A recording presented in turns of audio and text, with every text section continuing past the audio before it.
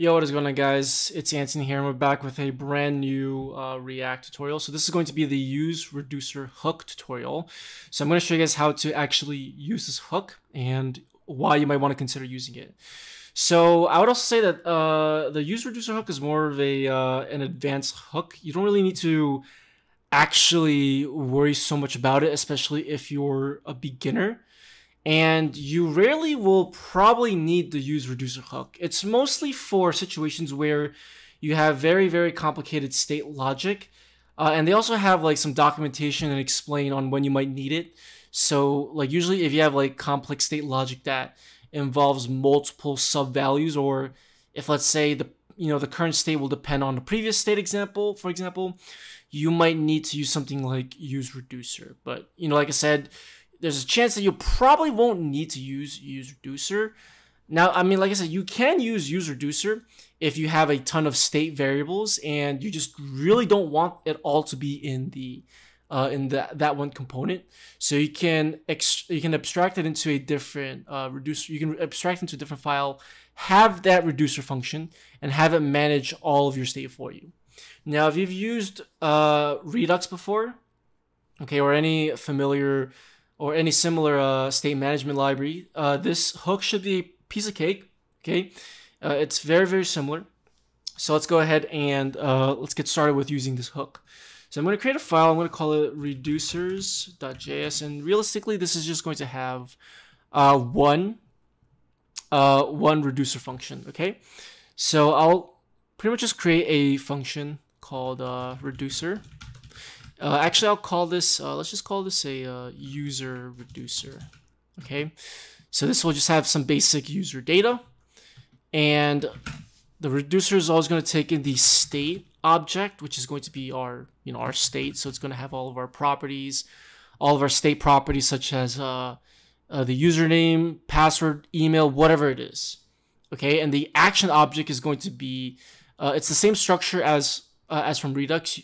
For action objects, you have the type of the action, and you also have the value. Okay, so the way we actually will get this action, it will actually make a lot more sense when we actually start dispatching actions. Okay, now I'll also create an initial state. So we'll do export const initial states, and let's just do username is a blank, password blank, and an email blank. Pretty straightforward. Okay, and then we'll just do an export default useReducer, just like that. Okay, so we'll end up importing both of these into our app.js file. Okay, so now let's start off with the reducer, or the useReducer function.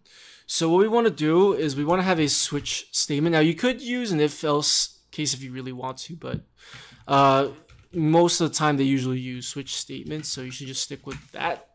Again, there's nothing wrong with using an if-else statement, but switch cases are usually the go-to, and it's usually what people recommend. So we basically want to specify what the type is. Now the type can literally be the type is usually just a string.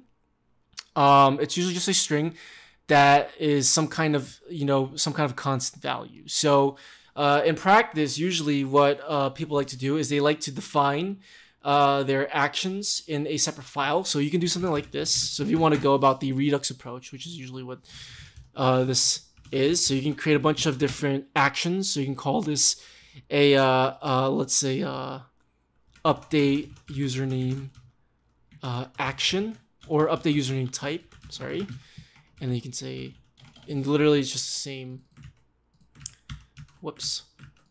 Same name. So you can think of it like an enum, if you're familiar with Java or TypeScript. So we'll do update password type, and like I said, we would just copy and paste this.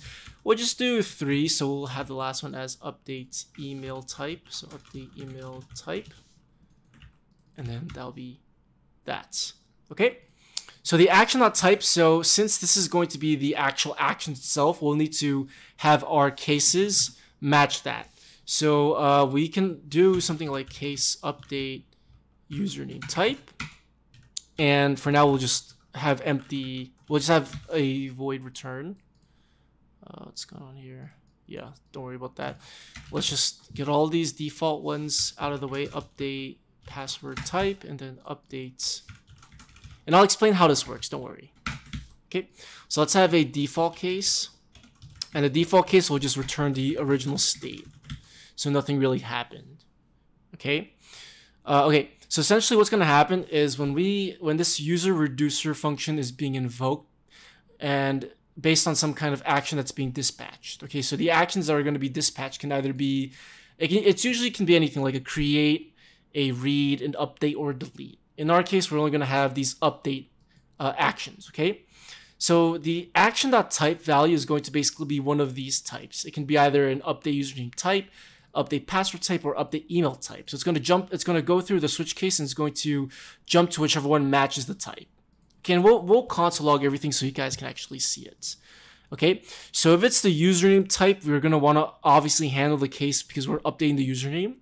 If it's the password type, that means we want to update the password. If it's the update email type, we're updating the email. That's how we know what we need to actually do to the original state value.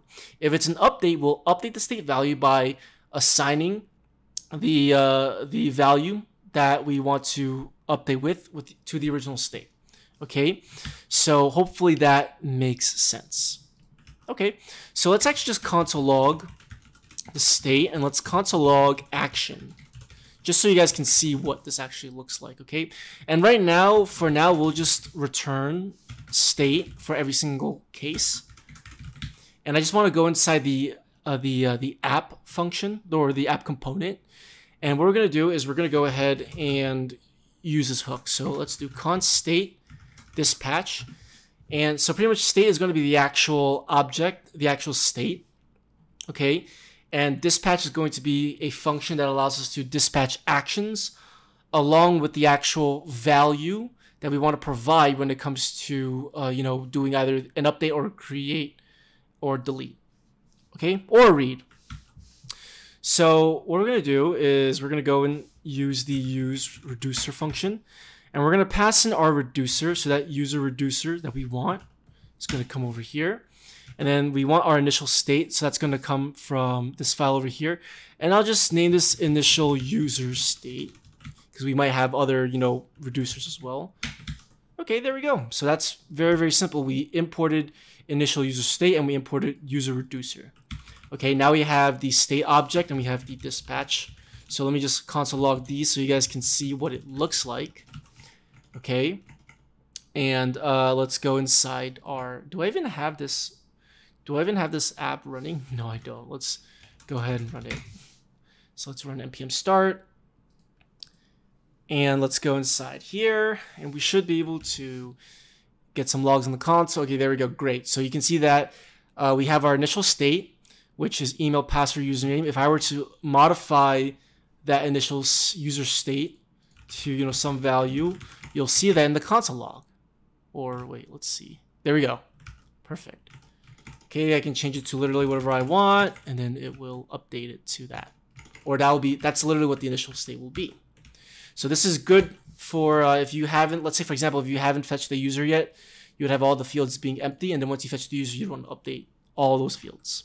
Okay, and if we look at the dispatch function, this is literally just a function that's going to be responsible for dispatching actions. Okay, so let's actually see how this is going to work. Okay, let's see how this is going to work. So I'm going to go ahead and I'm just going to do a manual. I'm just going to do a manual update whenever we click on a button. So let's do state.username, state.password, and state.email. So we're just going to render these values. And I'm going to go ahead and have an input tag. Let's create a couple of inputs. So let's do, let's see, the first one will be for username. So let's do a label.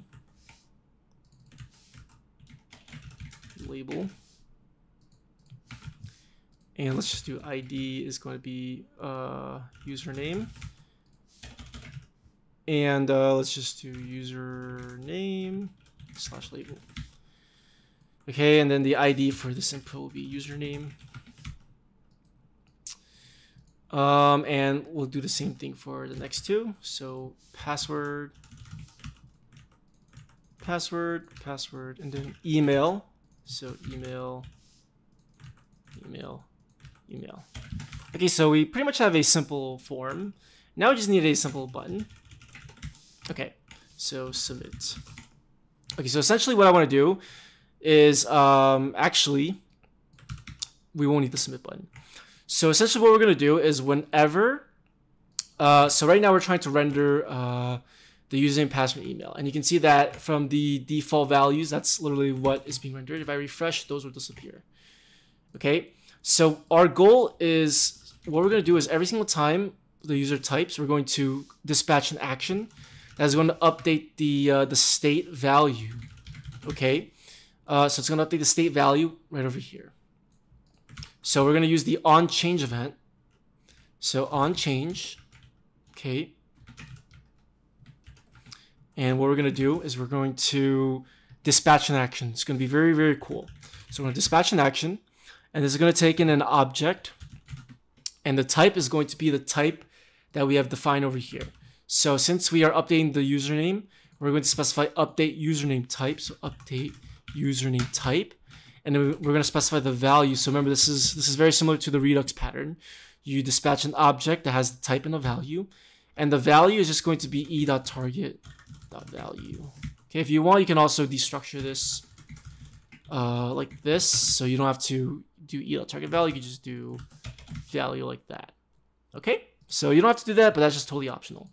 So now watch what's going to happen if I go ahead and I'm going to go inside the reducers.js file, and nothing's going to change, but I want you guys to pay attention to the console logs. So I'm going to type something for username, and notice how every single time we type something, you'll see that the value is being updated, right? So you can see that we have the state, and then we have the action. The action is going to give us the type of the action and the value, and it's all a update username type.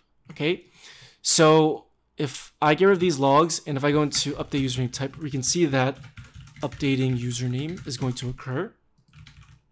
So that's how we know that it's updating username. So now all we got to do is just update the state. Okay, we just update the state, and then we're going to return it. Okay, so this is how it actually is going to manage the state for us.